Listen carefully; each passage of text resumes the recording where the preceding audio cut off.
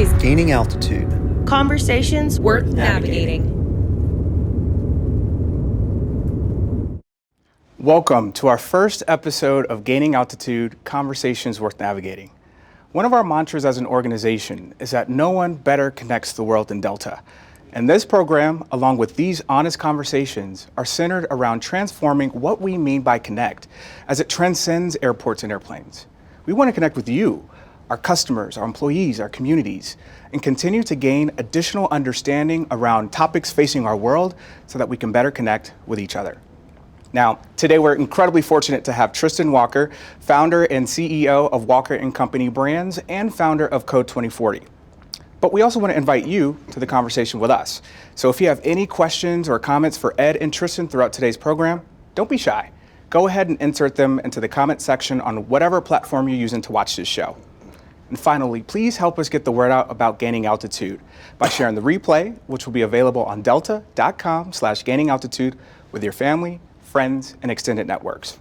And now I'll pass it over to our host, Delta CEO, Ed Bastian.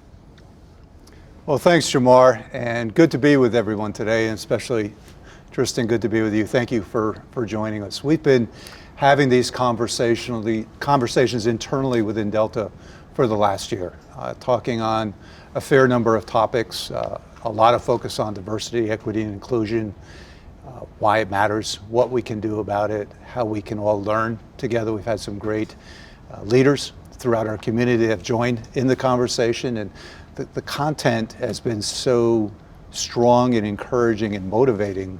We decided that we're going to start to open it up to our customers and people at large that want to participate in the journey with us and join the conversation. So, Tristan, you're our first guest, and no pressure. No, there's no pressure at all. And I can't think of a better person to start with. I met Tristan last year. We've talked a bunch of times over the course of the year and the pandemic we were managing.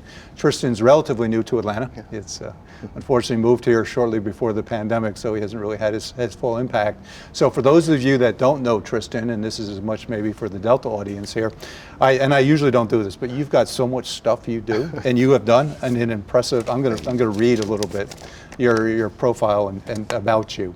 As Jamar said, Tristan founded and he's the CEO of Walker & Company Brands. He also serves on the Foot Locker, Shake Shack, and Children's Healthcare of Atlanta Board of Directors. In 2019, Fortune magazine named him as one of the 50 world's greatest leaders. And you're 37 years old, right? 37 in a couple months. 37 in a couple months. That's pretty, that's crazy. Tristan's company was acquired by Procter & Gamble, and Tristan became the first Black CEO under the Procter & Gamble umbrella in its 180-year history. And his flagship brand, Bevel, also became a category leader with distribution in Target and Walmart stores across the nation. At 36 years old, this is fabulous. I could go on and on about all the awards Tristan has won, and the work he did out on the West Coast. He was an entrepreneur in residence at Andreessen Horowitz, director of business development. I think he was one of the very first employees for Foursquare. Yeah. Very, very impressive young man. But he also founded Code 2040. That was in 2012, I believe, 2012, that you founded. A program that matches high-performing Black and Latino undergrad and graduate coders and software engineering students with Silicon Valley startups for summer internships.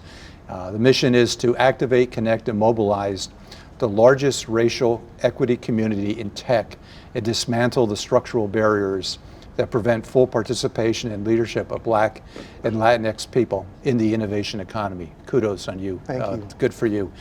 Tristan holds a bachelor's degree in economics from Stony Brook University, back up in my old stomping grounds as well, up in New York, where he graduated as valedictorian. And he also earned an MBA from Stanford University, Graduate School of Business. Tristan lives here with his wife, Amoy, and two sons, Avery and August.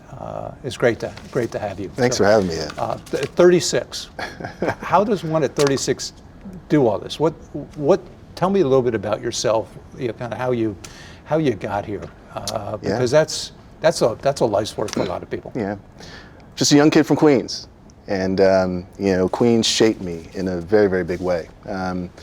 Projects, welfare, all that stuff, right? And I realized early on I had one goal in life, and that was to get as wealthy as possible, as quickly as possible. I realized that there are 3 ways to do it.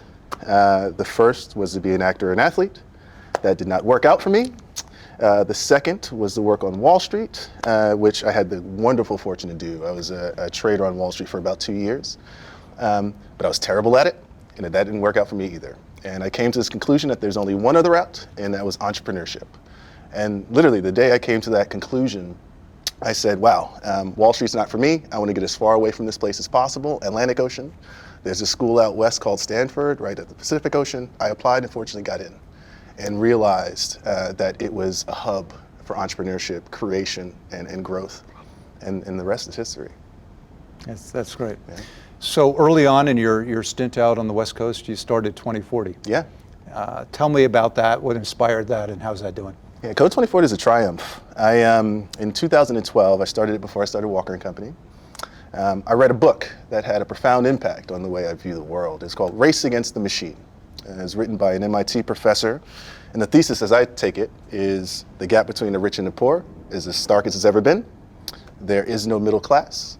The reason why kind of folks at the top are at the top is because they're leveraging technology in ways to make them a hell of a lot more productive, right? The 1% argument, while the 99% are not. And I believed them, right? And I said, I can't kind of sit around and let this continue. And really, Code 2040 was birthed to inspire people to recognize the power in Silicon Valley before they turn 24 like I did. So we set out to find the best and brightest Black and Latino engineering undergraduates.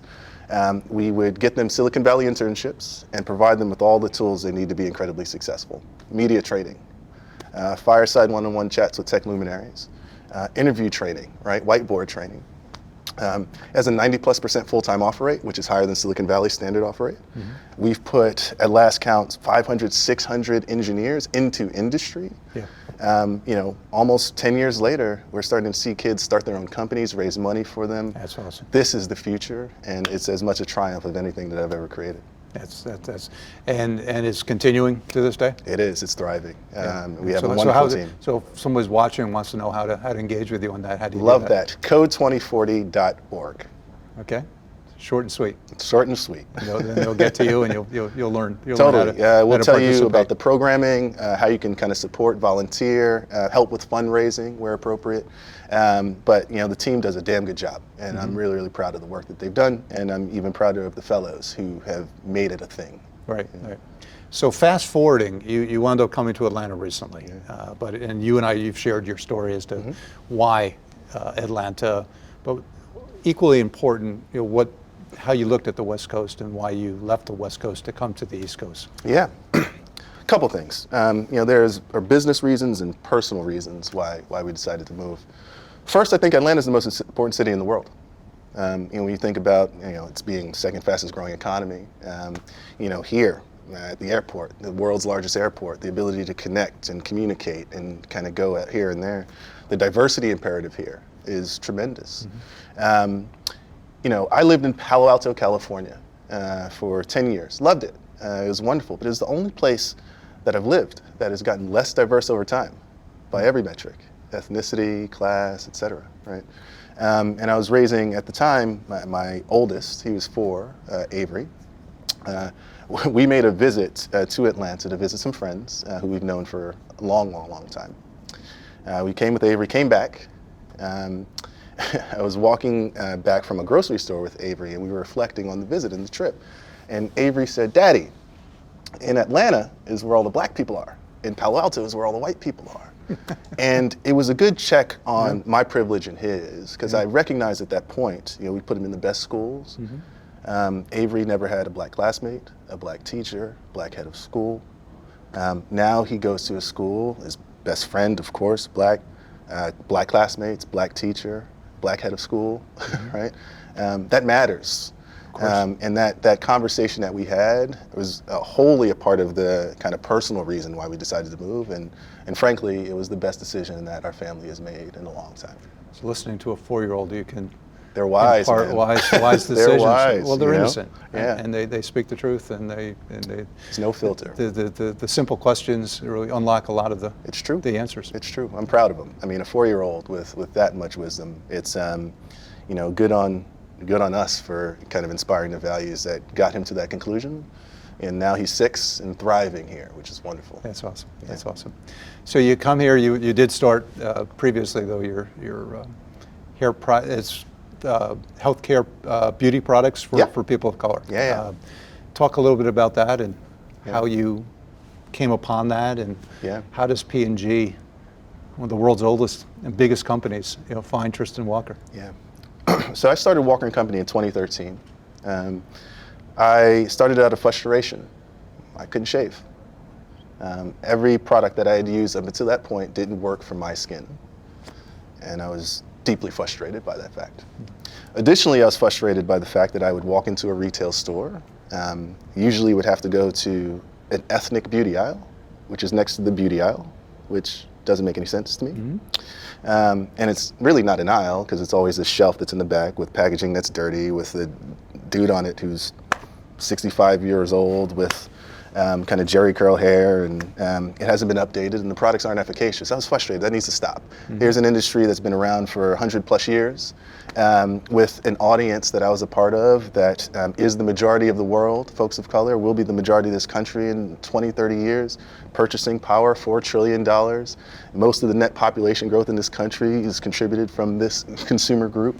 So I wanted to build a family of brands that respected that imperative, that purchasing power, that growth. Yeah. And Walker & Company was born, Bevel as our first brand.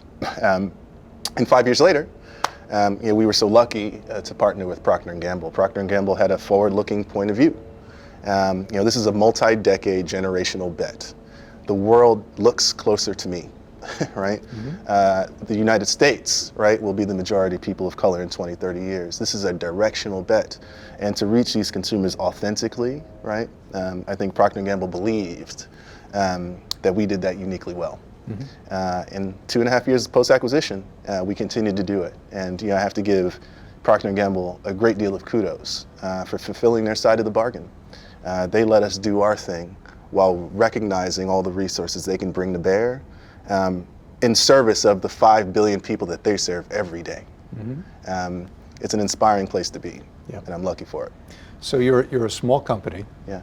You're inside this massive organization. How did you find your bearings, and how did you find your way to kind of tap into what their strategic prowess that they're providing to you? Yeah, I appreciate the question. Walker & Company is the longest I've ever worked in any company, and Procter & Gamble is the longest I've worked at any big company. And usually founders, they'll sell to a company, they'll leave in a year. I choose not to, because I am fulfilled in what I do every single day. Procter & Gamble has been around for 180 years. There's a reason for it. Name another company that's done that. Mm-hmm. Everyone that I meet has been there 20, 25, 30 years because they choose to be. So if I'm ever building anything, that's the sort of thing that I want to build. I find myself consistently impressed by junior folks at the company and leaders at the company. I report to a wonderful woman, Alex Keith, who I think is one of the best leaders I've ever seen. So to be able to be a part of an environment where I get to consume, right, and see what leadership looks like, mm-hmm. It's very cool for me because I can bring that back to bear at Walker & Company. Mm-hmm. And I give them a lot of respect for letting us kind of grow into that. I mean, we wanted to build a company that was going to be around 150 years from now. Mm-hmm. I was very clear about that with Procter & Gamble when we were kind of negotiating the deal. And they never batted an eye to that statement. And I think they're setting the infrastructure for us to make that true. Mm-hmm. And we are thrilled that David Taylor, the CEO and chairman of Procter & Gamble, is on the Delta Airlines board. Incredible. And he's a friend, he's a mentor to many of us, and we're glad we share him with you. I'm a big fan of David Taylor. That's awesome. Big fan. That's awesome. So, Tristan, we spent a lot of time this last year talking about the vulnerabilities of society, and you and I were talking earlier about how the world has stopped. It's whether that was ordained or by design or accident, or we'll never know for sure. Yeah. But it's all caused us to pause and reflect on purpose, reflect on direction, reflect on priorities, Yeah. and objectives. What's the last year meant for you? Wow, what a doozy. Walker and Company is meaningful for so many reasons. There's the consumer side pull. But we've been a company that has always been majority people of color, majority women in positions of leadership at my company, right? You're smart. And when, touche, We know women run this world. My wife makes me recognize that every single day. Good for her. And that's my best advantage. In March, when the pandemic was kind of starting to catalyze and pick up some steam, I recognized a couple things very early. And as I reflect on the past year, I kind of think about this in a big way. We're people first. I think sometimes we think, okay, I'm CEO, like you're head of marketing, et cetera. But at the end of the day, I'm a person. And I think I've recognized very quickly throughout the pandemic and some of the social unrest during the summer that we had to reflect on everyone's personness, right? It's easy to get caught up into the corporate hullabaloo, whatever, but like we're people first. So I had to recognize that there was like a 3-step approach to all this. I have to think very much in terms of templates, right? Because otherwise I'd lose my own sanity. And I recognized very quickly that the first thing we had to do is acknowledge the trauma that we were all feeling as people, right? The disproportionate impact from the pandemic itself, but certainly of issues related to kind of racism, that sort of thing as well. Once we've acknowledged the trauma, and you have to acknowledge the trauma, then you can model the way. I think a lot of companies try to get to modeling the way before the acknowledgement, and they tend to fail. So what does it mean to model the way? You got to reflect on the values that you have as an organization, and hopefully they're matched to the values that you have as a person, right? Ever since we started the company in 2013, there have been 6 core values that have guided everything that we do: courage, inspiration, respect, judgment, wellness, and loyalty, right? And we try to make our decisions objectively, right, in line with each of those values. So once we've acknowledged the trauma as people, once we kind of reflect on our values and modeling the way so our consumers, who are also people, can see that, now we can act, right? And we can do things that are truly authentic and in line with what our consumers would expect from us. So for example, last year throughout the pandemic, we did this partnership with Headspace, the kind of mental wellness application. And for us, it wasn't about selling product. It was just making sure that our consumers, or people within our community, were okay, right? Here are some tools that you can use to kind of keep up with your own wellness. Wellness is one of our values, right? Yeah. Right. And if you're not taking care of yourself or your family, you're not taking care of the business. That's right. So it's very important for us to kind of reflect on that core value in support of our community. Now, we've acted in a number of ways, but we will never act before acknowledgement and modeling. Yeah. Well, wellness is certainly something we've talked a lot about over the last year here at Delta, and I think one of the things that we will be forever changed is our definition of wellness and resilience. Wellness being far more than just your physical, that's right, well-being, but your emotional state, your financial well-being, and the resources that we're bringing to bear to make sure that we're taking care of our people holistically. Because if we're not there taking care of our people, they're not going to be able to be there taking care of our customers, people like yourself. I mean, it's grace, as I think about our personness, right? Like, I am a father, I'm a son, I'm a husband.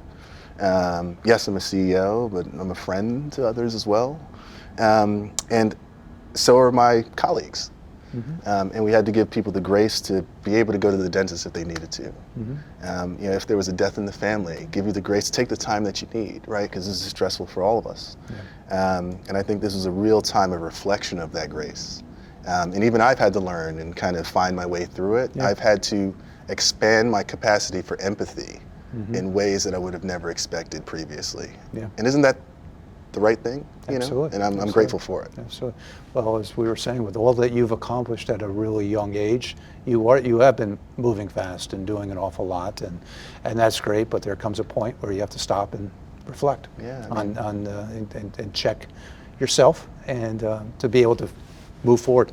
I want to watch my kids grow with delight, energy, and empathy, and this past year has allowed me to do that. I would have never been able to do that otherwise. Now, in spite of all the traumas that we've all had to face, some great good has come out of it, Yeah. which I'm grateful for. Yeah. So speaking of wellness, one of the things that I would like you to talk a little bit is about your views on the vaccine. Yeah. We've done a great job. The Delta people, I'm so proud of them. They've stepped up and got vaccinated to not just protect ourselves, but more importantly to protect each other and protect our communities, protect our business, protect our world. Yeah. It's the only way we're out of this is that we crush and we kill this virus, and the vaccine, we know, does that. We've had some challenges in many parts of our country, particularly amongst people of color, questioning whether it's the efficacy, whether it's the urgency, the speed to produce the vaccine. Is it something that has given you any pause in taking it? I'm very vaccinated. I'm very, very, very vaccinated. Look, if you're not taking care of yourself or your family, you're not taking care of the business. I mean, it would be completely outside of the scope of my authenticity to the values that we have for me not to. First, you don't want COVID-19. I've seen people with it, and folks are still lingering with the after effects of it. It is not something that you want to risk for yourself. I believe that with as much energy and verve as I can muster. That's number one. Number two, it's a triumph of science. These folks have developed an incredibly efficacious vaccine in no time, and it works. And the last thing I'd say is, look, I mean, I didn't do the vaccine for me. I did it for my boys. I did it for my wife. I do it for you. I do it for all these folks in the studio, right? It's as much a selfless act as it is a selfish one. And I implore everybody to do it.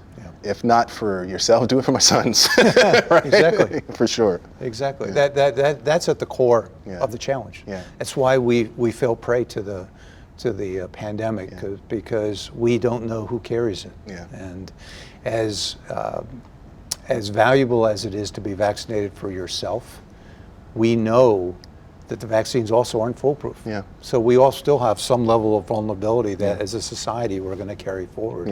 And that's why we continue to push everyone and encourage everyone to get vaccinated. And hats off to the Delta team. Everyone's doing their job. But we have vaccinated on our campus 150,000 people over the last 3 months. And it was one of the things going through the pandemic I'll probably be most proud of our company's response. The largest vaccination site in the state of Georgia. Awesome. And especially the early weeks of the vaccine, you see people lined up in their cars at 6 o'clock in the morning to get into the campus, to go to the museum, over at the airport to get vaccinated. It's powerful because you're taking steps forward. And we as a world need to get through this, and we are on the cusp of being able to crush it in the United States. But as the United States, if we don't crush it, other parts of the world aren't going to be able to crush it as well. I have to acknowledge, I recognize the skepticism from a lot of folks in the community, and it's rightfully put skepticism, right? But in the same way of acknowledgement of that trauma, let's all acknowledge it collectively. We can't kind of stay in that acknowledgement of trauma. Now how are we going to model this way, right? Exactly. We all want to be well. Now what are we going to do to act? And this is a selfless act that I would implore everybody to really take as seriously as possible. I've spoken to a lot of young people that feel they're somehow immune to it. That if I got it, it's not going to really affect me. The odds I'm going to recover. That is not true. Why should I? Why should I do it? You're a young person. I know young people. Fortunately, and you're in great shape. I have not gotten it, but I know young people who have, who were in fine shape, and they're still dealing with the lingering effects of it 1 year later. And who knows what happens kind of in perpetuity. That's not something I want for myself, my friends, my people, my sons. And I would just ask that everybody, hopefully, feel similarly. So, what's next for Tristan Walker? Much of the same, Ed, honestly. As I get a little bit older, at least, I've recognized a couple things about myself. First, my priorities, right, personally, and then priorities for my career. I've always prioritized my faith, my family, and my work, in that order, and kind of defined, written down my values to not only give me purpose, but help me show up in the world consistently, right? So personally, I dare to be consistent. I really, really want to be consistent. For my career, there are only 3 things that I care about exclusively. First is the demographic shift happening in this country and the cultural influence of black people within it. I think it is singularly the most important theme of my lifetime, and I've dedicated my life to it. Secondly, technology, and of course its impact on businesses, but also this map back to this demographic shift. How do you equip the curators of culture with the tools they need to spread it, you know? And then lastly, I love great brands. I love great brands, not just because they're great brands, but also because they be a force for good in the world. Right. And every single thing that I've done over the past decade, and God willing the next 5, really are in full embrace of those 3 themes and sit at the center of those 3 concentric circles. Walker & Company, right? Code 2040, Foot Locker, Shake Shack, Choa. I want to be consistent, much in the same way that I want to be consistent as it relates to my kind of personal priorities. Yeah. That's what's next for me, much of the same. Yeah, that's exciting. And now that you've been in Atlanta for a couple of years, how have you found Atlanta? I came too late. I love this place. I mean, this is as great a place for me, my family, my kids, my friends. You know, COVID has really accelerated folks' desire to live, right? Capital L, live. Atlanta provides space for you to live, literal space, figurative space. And it has been as welcoming as I could have ever hoped for. I just wish I came a little earlier. Yeah. I wish you came a little earlier too, but you're a young guy and you got a long Everything road. happens for a reason. Everything happens for a reason. And as a resident of Atlanta and as the largest, one of the largest employers, if not the largest employer in the city, we're thrilled you're here. Thank you. We're thrilled that your family's here. You're going to be great customers of ours. Oh, of course. Going forward. And, of course. Atlanta is a wonderful, wonderful community. It's been my home for 22 years, and it'll be my home for life. Well, I appreciate, I mean, you welcomed me in, and I'm very grateful for that. You know, I know we're doing this, and, you know, it's a big thing, but, you know, personally, I appreciate the camaraderie and fellowship and all that, and I feel it. As you say it, I know it. Thank you. I appreciate that. Thank you. Well, I think we're probably at a point we want to start turning it over to Jamar and Trevor, and my guess is there's a bunch of questions and comments going on in the chat. Go easy on me. We want to turn it over to the audience from here. Thank you. And there are indeed a lot of questions and comments in the chat, and from both Delta employees as well as our guests watching on Delta.com. We're going to start with a comment that does lead into a question, and this comes from Delta.com, and it says, "I appreciate the ease with which this conversation is occurring. So often today we're coached to stay silent or curb our worldviews to stay neutral on lightning rod issues like race and equity." As 2 business leaders, I think you have both seen these attitudes start to change, and I think we'd all love to hear your thoughts on why leaders like yourselves are starting to be more vocal on these issues. I mean, I'm not more vocal. I'm as vocal as I have been. The world's catching up to it. And I think the world's catching up to something that's been so glaringly obvious. I have been, and this is what I talk about as it relates to you know, being objective and having values that really kind of guide your thinking. I mean, fortunately for the past decade, Walker & Company, Code 2040, all the stuff that I've built the tribe, right, of folks that want to celebrate the same things that I do related to courage, inspiration, respect, and that sort of thing. And the wonderful thing about those values too is that they are not patriarchal, right? It's not, it's inclusive, right? Yeah. And I sometimes reflect, a lot of folks are like, well, you know, how do you get to hire a majority folks of color company? You know, diversity cut in so many different ways. Well, we have values that don't discriminate. Yeah. You know, and that should also show up outside of the world. Our company values are my personal values. I wrote them down. And I only want to do things with people that share those values. So I think, and I hope that more leaders not only get more vocal about it, but they get more vocal about it defining that vocality through their values. Right. You know, that's imperative for me. Right. You know, very well said, Tristan. From my standpoint, as I said earlier, this year's taught us a lot. And while we appreciate the importance of diversity, equity, and inclusion, it wasn't until the world was stopped that we could really understand what, as you said, was glaringly obvious to people of color. from people that sit in my position with so many priorities, so many needs coming at them, so many, the pace, the hectic, and it's a race.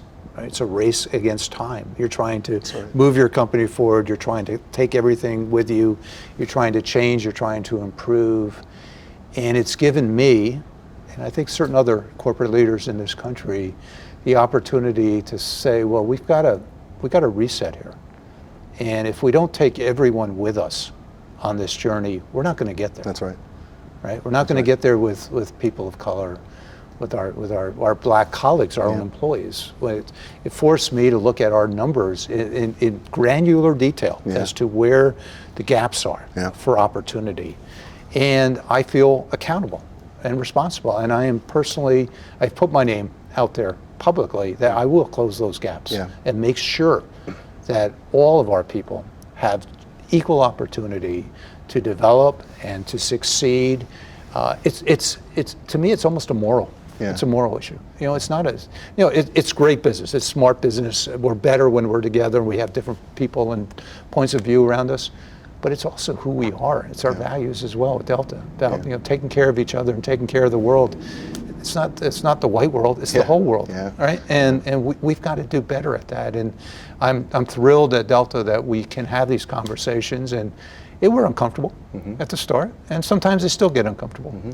But that's okay, because if I'm comfortable in my job, I'm not doing my job. Yeah, I don't know if I ever told you the story. I was asked to speak at a company we would all know. I'm not going to say their name, but this is a number of years ago, and it was during Black History Month, of course, right? And we were talking about the company, similar types of topics, and we got into this kind of thing around values. And I told them about how we came up with ours and how we use them. So I looked at him and I said, "What are yours? Right? What are the companies?" And I regretted immediately once I said it, because I knew I kind of caught him. And he kind of jittered in the seat, and he looked at one of his colleagues and said, "Hey, tell him what they are." And I was like, wow, that's no good. And that's something that I would never hope to do. And the reason that's so important, this values thing, there are a lot of people in a lot of corporations that should not be in those corporations, because if they knew what their values were and the company's values, they didn't match, they shouldn't be there. That's right? And that's why it's so important to define these things. And then you could find your voice and be consistent. And in finding that voice and taking others with you, you collect followership, you collect new customers, you create greater value for your customers, you will have more customers, you will have more business. The world is changing. And that's, when I talk about glaringly obvious, 10 years ago, 15 years ago, diversity leads to more profits, right? There are business case studies written about it. There are economists who write about it. And it's almost as if companies do not respect that, they're not following their fiduciary governance responsibility, right? And that's a twisted thing to think about if folks are deliberately not leaning into that. ESG, we were talking earlier. We got stakeholders now that hold us accountable. It's not just the right thing to do and smart thing. It's now our owners are demanding of it. Powers have shifted, which is really cool. We have lots of engagement from our Delta employees as well. So this next question is for Tristan. It says, I know stepping out on your own can be scary. What were your first steps that you took when you decided to go the entrepreneur route? Well, first of all, before I answer the question, the one thing I just need to make clear is a little bit of the privilege that I've been able to acquire over time. I'm a kid from Queens, the projects, but I went to one of the top boarding schools in the country on full scholarship. I graduated from university as valedictorian. I worked on Wall Street. I went to Stanford for business school. I raised, inevitably tens of millions of dollars and sold the company to Procter & Gamble. So by the time I was thinking about starting something, I already had the privilege to be able to take that risk. So it's important for me to lay that card on the table, because it's not as easy for other people. But the thing about entrepreneurship, it's an itch that you got to scratch. I had a lot of conversations about this. I think a lot of people will say, hey, let me follow my dreams. I was never one to do that. I was always one to think, what am I uniquely positioned to do? What do I fundamentally feel like I'm the best person in the world to solve? And a lot of folks say, well, Walker & Company, you're not a scientist. You never made CPG products before. Well, name me another black man who's had the issue that I had, who happened to be in Silicon Valley with the ability to raise the money to get this done, with the relationships and all that stuff. My lived experience prepared me to be singularly positioned to do that at that time. Yeah. And maybe the case that, if I were founding something in 2021, I couldn't found a Bevel. I mean, it was the right place at the right time with the right idea, the right person, the right capital. So, I kind of encourage a lot of entrepreneurs or aspiring entrepreneurs to think, what about your lived experience? And nobody else in the world, 8 billion people, nobody else in the world has lived. How can you tap into that to build something that you are uniquely positioned to do based on that lived experience? It takes a little bit of work, but you find a breakthrough kind of in that. Yeah. We've got another question from one of our Delta colleagues on SkyHub, and this person is asking Tristan, what's the most impactful advice you've ever gotten from a sponsor or mentor?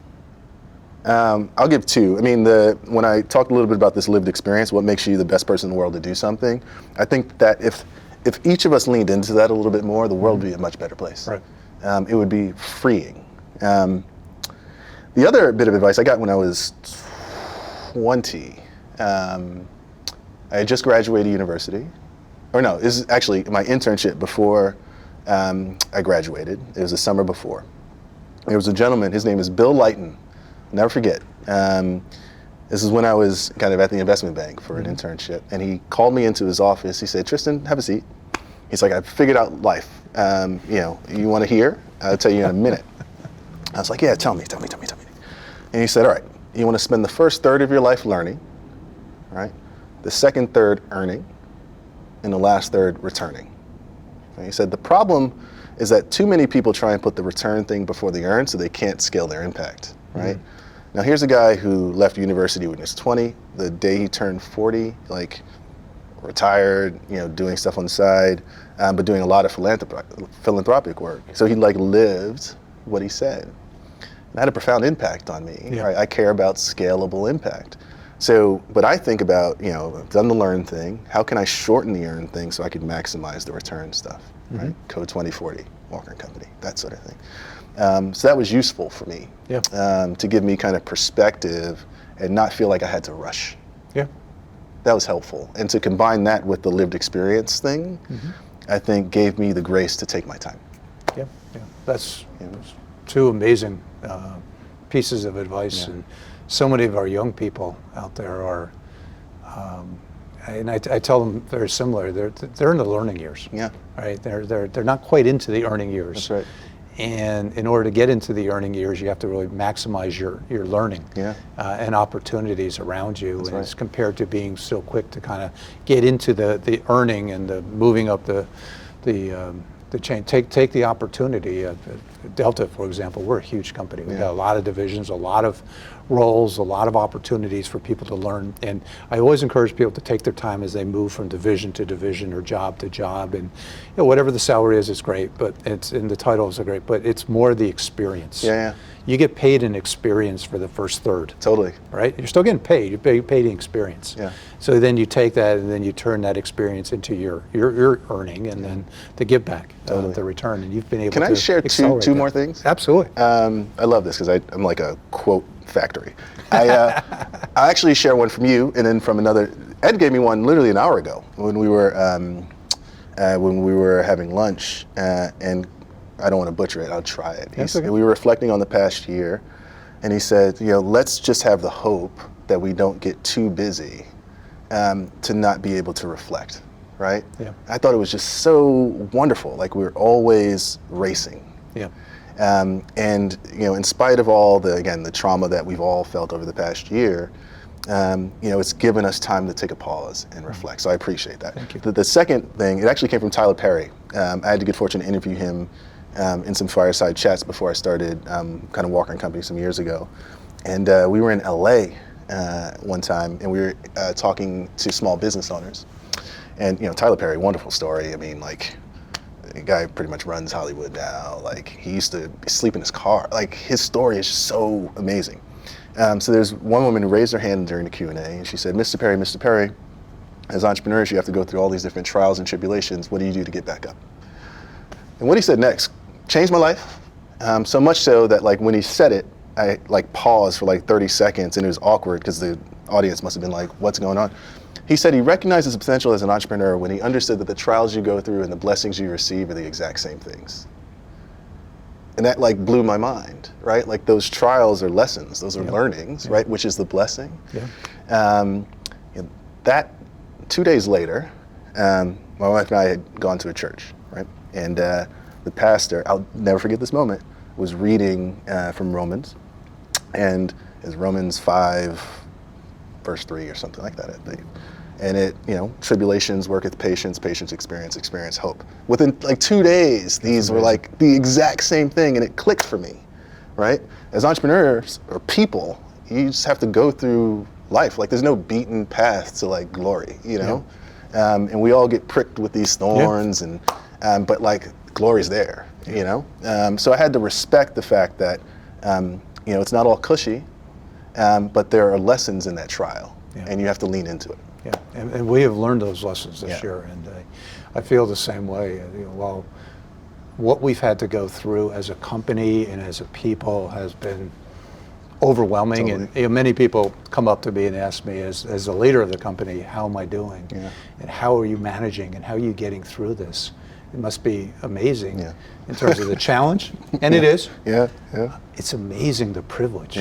It's a privilege to lead. And it's if you think about it as you're going backwards, and it's just awful, and every day is got more questions than answers, you can get pretty depressed. But when you think about it as your opportunity, because you were placed here for a reason, to lead. And this is the time to show up. This is the time to make the decisions that are going to impact the future now, more than any time in my 40-year career. It's been this year. Listen, I never want to go through. I never want this on anyone, of course, and it's been tragic. But it's been amazing at the same time. Well, we get to go through something. I had to kind of train my mind to this. We get to go through something that 99% of the world does not. So you have to lean into it. I joke facetiously that like being a CEO, in my opinion, is the worst job in the world. It's like terrible. It sucks. But it's the most rewarding thing that I've ever done. I can't see myself doing anything else. Right. So you have to lean into it. You know. And I'm very, very blessed that I get to. It's a privilege. It's an honor. And at Delta, one of the other things that may not be as obvious is that we've been a company that's been growing a lot. We've had a lot of new people join us. And many times in the past, when I'd get a bunch of our employees around, we'd talk about, and we just see salary increases and growth and opportunity and great profit sharing and up and up and up and up and up. And I'd always have to stop and let the young people know that that's not the way this world works, and that's not the way this business works, and that there's going to come a time. And they look at me, and I'd have to use 9/11 as an illustration that we got cut off at the knees by what happened to us. And people couldn't relate. Our young people couldn't relate to that experience when and I could understand why. Now we've all been through it together. The biggest crisis this industry, this generation this world, candidly, may have ever experienced. We've been through this together now. And we're all together. We're all together. And there's a unity in that purpose of defeating the virus and taking the learnings from it to improve the future. You can't have hope without experience. And all the older folks that had given me advice when I was 20, I never listened to them, and they were all right. They were all right. And that's what I like. There's a kind of cycle to this, and the experience begets experience, right? But it does lead to the hope, inevitably. That's great. That's great.